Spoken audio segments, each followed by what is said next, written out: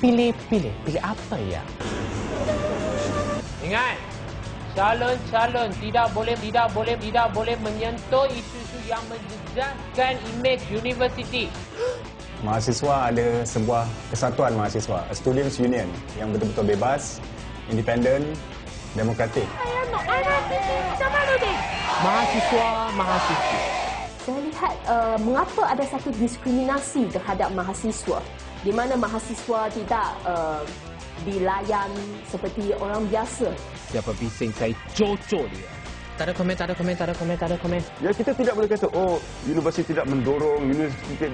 Siapa kisah? Kita tak kisah. Sepatutnya universiti itu diketepikan langsung kerana student government itu student government, bukan university government.